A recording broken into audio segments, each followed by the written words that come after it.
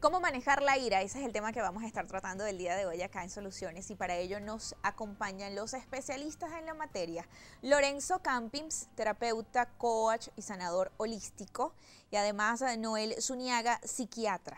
Bienvenidos ambos, gracias por haber atendido nuestra invitación la mañana de hoy acá en Soluciones. Encantado de estar aquí una vez más. Y nosotros de tenerlos, por supuesto. ¿Cómo manejar la ira? El tema que vamos a estar tratando, pero yo quisiera iniciar justamente nuestra conversación preguntándoles, ¿qué es la ira? ¿Cómo podemos definir la ira?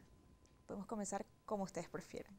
Bueno, a ver, para mí Doctor la ira Campins. es una emoción bastante primitiva, que nos acompaña siempre, pero la ira, si tú la puedes ubicar en las sociedades tribales como parte del mecanismo de resolución de conflictos, ¿no?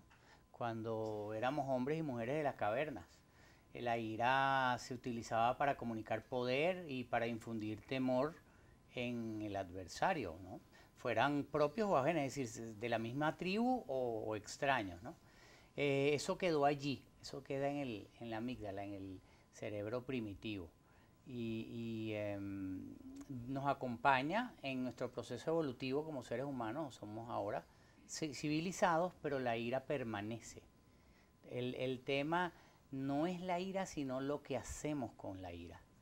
Y ahí sí quisiera darle la palabra al doctor Noel.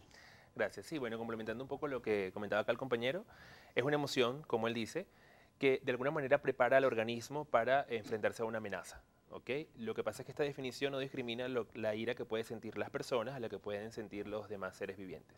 ¿Y hay varios tipos de ira o es la forma como nosotros expresamos ese sentimiento?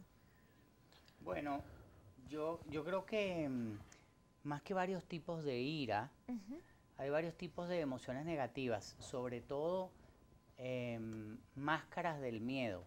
De hecho, yo creo que te comenté en una oportunidad previa que yo escribí un libro que se llama Vive sin miedo y me hice una investigación profusa acerca de todas estas emociones, como la ansiedad, como la ira, etcétera, ¿no?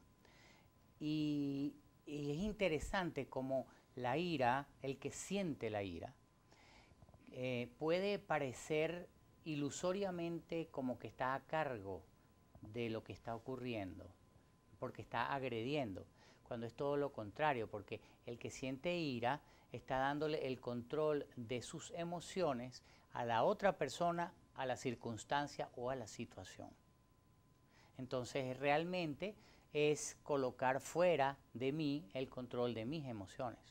Y generalmente cuando yo estoy en un conflicto o tratando de resolver un conflicto y me dejo embargar por la ira, después viene lo que podría llamarse la resaca de la ira, que es que siento culpa y siento vergüenza porque perdí los estribos, ¿no? Me salí de mis cabales por causa de la ira.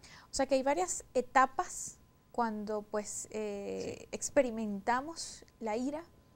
Sí, de hecho hay varios cambios que van suscitando. O sea, hay cambios, por ejemplo, fisiológicos. Se aumenta la adrenalina, la noradrenalina. Esto trae a su vez como consecuencia de que aumenta la frecuencia cardíaca, aumenta la frecuencia respiratoria, aumenta la presión arterial.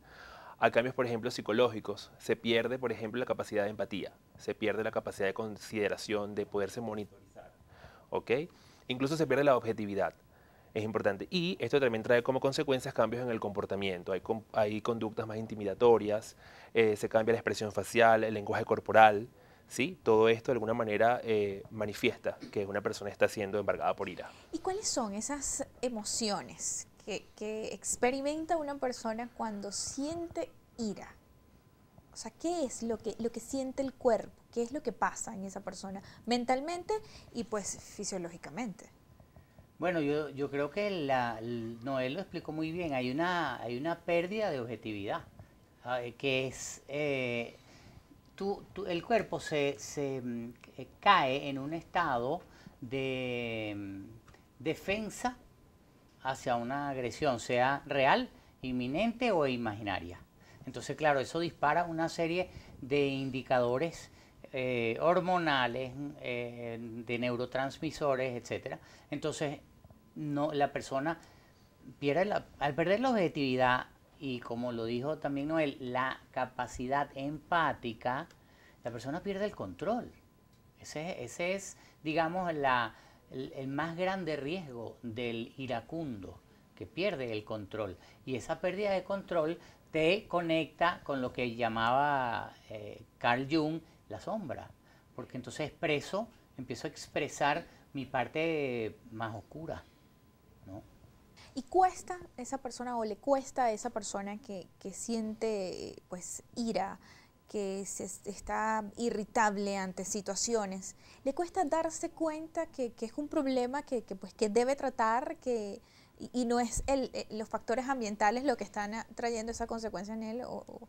Todos los síntomas emocionales o las condiciones que tienen que ver con la salud mental tienen, digamos, estas dos características. Hay personas que logran identificar de que alguna manera de reaccionar es inadecuada y hay otros que no. ¿Ok? Es lo que uno llama egosintónico o egodistónico. Cuando la persona logra ver de que es un problema, entonces la sintomatología que presenta es egodistónica. Ella logra identificar o él logra identificar que no está bien. Cuando la persona lo justifica de cualquier forma o se siente acorde con la respuesta que tenga, aunque sea inadecuada, entonces es egosintónico. ¿Ok? Y esto marca un patrón diferencial. Es de mejor pronóstico las personas que logran identificar que esta manera de reaccionar es inadecuada. ¿Y quiénes experimentan más este sentimiento, los hombres o las mujeres? Yo no sé si Noel se va a atrever a contestar eso, ¿no? Yo como ya he llegado a un momento de mi vida en que no le temo a las damas. Siempre nosotras llevamos por ahí un poco de culpa, ¿no? No se trata de culpa, fíjate que no se trata de eso, Ileni, sino que la mujer, por naturaleza, es más emotiva. No significa que es más iracunda, ojo, porque ahí estamos hablando de autocontrol, pero sí tiene una proclividad a entrar en contacto con sus emociones más fácilmente que el hombre, ¿no? Entonces, se puede inflamar, pero también puede bajar, puede regresar a su autocontrol, puede regresar a un nivel adecuado de manejo de las emociones. La mujer. Cuando el hombre alcanza la ira es generalmente un proceso más gradual que ha sido detonado no en forma impulsiva, instantánea, sino más bien acumulativa, residual. Vamos a hacer la primera pausa en la entrevista. En la próxima parte seguiremos hablando quiénes sienten más ira o quiénes experimentan más la ira y cómo lo hacen, el hombre o la mujer. A la pausa y volvemos.